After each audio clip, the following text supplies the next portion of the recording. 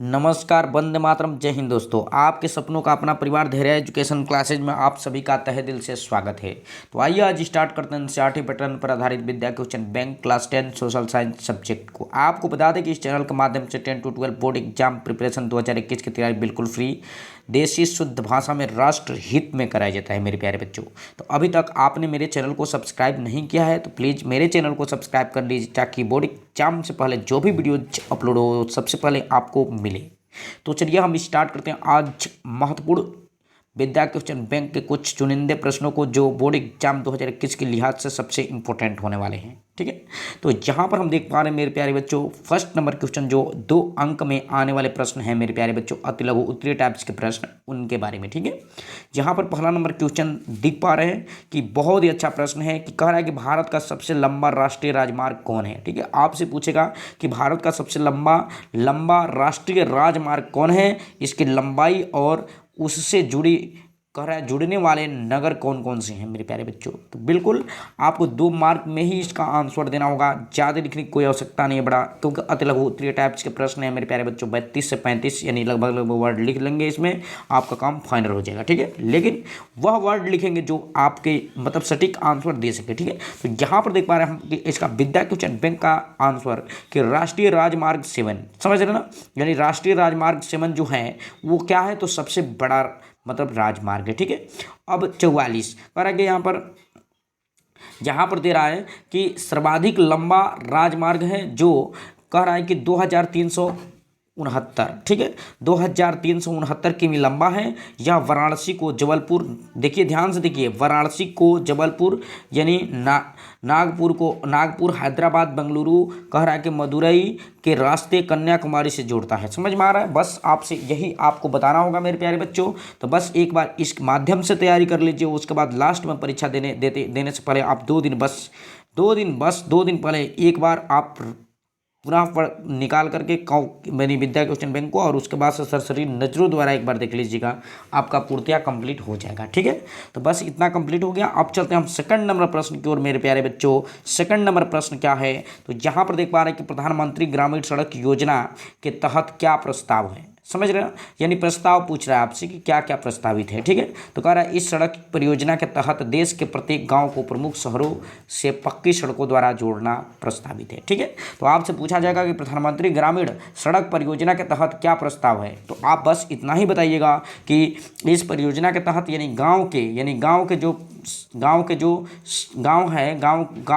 के जो प्रमुख नगरों से पक्की सड़क द्वारा इसको क्या करते हैं, हम जोड़ने का काम करते हैं। ठीक है, बस इतना ही बताएंगे। अगले प्रश्न की ओर बढ़ते हैं मेरे प्यारे बच्चों। आज के हैट्रिक नंबर प्रश्न जो कि कह रहा है कि भारत में पहली रेलगाड़ी की शुरुआत कब हुई थी और कहाँ से कहाँ तक की गई थी। ठीक है, भारतीय रेलमार्ग को कितने गेजों में बांटा जा सकता है। ठीक है, इस तरह से आपसे प्रश्न पूछा जा सकता है। ठीक है, इंपॉर्टेंट भी है। तो आप क्या बताइएगा, तो बस आपको इतना ही बताना है कि देश की पहली रेलगाड़ी 1853, मेरे प्यारे बच्चों इसको बिल्कुल सन को रखिएगा दिमाग में, 1853 में मुंबई और ठाणे के मध्य चलाई गई थी। ठीक है, कहाँ पर चलाई गई थी, 1853 में सबसे पहले मुंबई और ठाणे के मध्य चलाई गई, और कह रहा है जो 34 किमी की दूरी तय करती थी। ठीक है, कितना दूरी तय करती थी, तो 34 किलोमीटर की दूरी तय करती थी।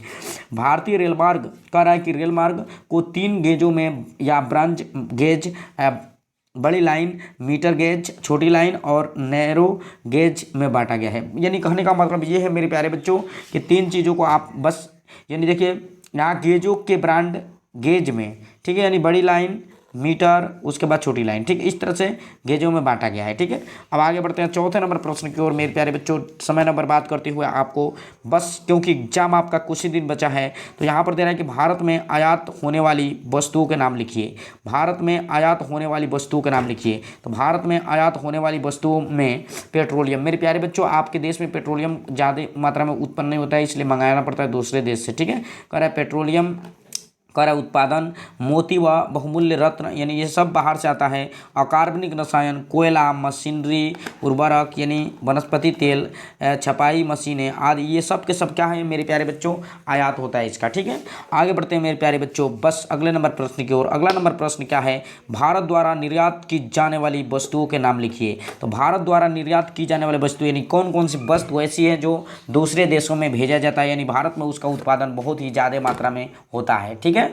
तो बस तो आगे बढ़ते हैं। यहाँ पर दे रहा है कि भारत द्वारा निर्यात की जाने वाली वस्तुओं में जूट के सामान, चाय, मैग्नीज, लोहा, तंबाकू, रत्न, ज्वारात या रसायन संबंधित उत्पाद, सॉफ्टवेयर आदि प्रमुख हैं। ठीक है, यानी भारत में भी कुछ लिहाज से मतलब अधिक से अधिक चीज़ें मतलब उत्पादित किया जा सकता है। ठीक है, तो इसलिए आप देख पा रहे हैं यहाँ पर कि इतना मतलब कंप्लीटली रूप से आप याद रखेंगे। ठीक है,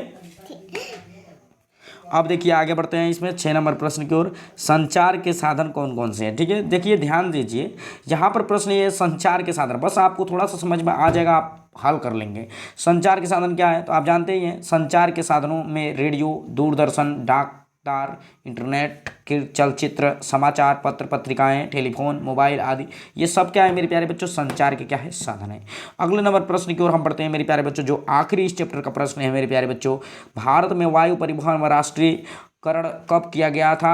भारत में कितने प्रकार की वायु सेवाएं उपलब्ध है? भारत में कितने प्रकार की वायु सेवाएं उपलब्ध है? बस इतना आपको बस समझना ही होगा। ठीक है मेरे प्यारे बच्चों, तो फिर देख रहे हैं इसका आंसर, सटीक आंसर। देखिए यहाँ पर कह रहा है कि भारत में यानी 1953 में वायु परिवहन राष्ट्रीयकरण किया गया। भारत में कह रहा है कि इंडियन एयरलाइंस, एयर इंडिया तक कई निजी एयरलाइंस, घरेलू विमान सेवाएं उपलब्ध कराई गई। समझ रहे हैं, यानी आपसे पूछा जा रहा है ये एयरलाइंस मतलब जहाज़ों से संबंधित ये प्रश्न मेरे प्यारे बच्चों। तो कब ये आपसे पूछा जाएगा वायु परिवहन का राष्ट्रीयकरण कब किया गया था? बस आप बताइएगा इतना कि 1953 में इसको किया गया था। ठीक है, तो बस आज के लिए इतना ही। आपके लिए छोटे छोटे वीडियोज हम प्रोवाइड करते रहेंगे मेरे प्यारे बच्चों। मेरे वीडियो को खोज खोज के पढ़िए। धैर्य एजुकेशन क्लासेज से हर एक चैप्टर कंप्लीट मिलेगा आपको बोर्ड एग्जाम तक, इसलिए आप चैनल को सब्सक्राइब कर लीजिए और बेल आइकन यानी कि नोटिफिकेशन को ऑन कर लीजिए। ठीक है मेरे प्यारे बच्चों, तो कंप्लीट हुआ इस प्रकार आपका ये। आज के लिए बस इतना ही, और आज के लिए बस इतना ही,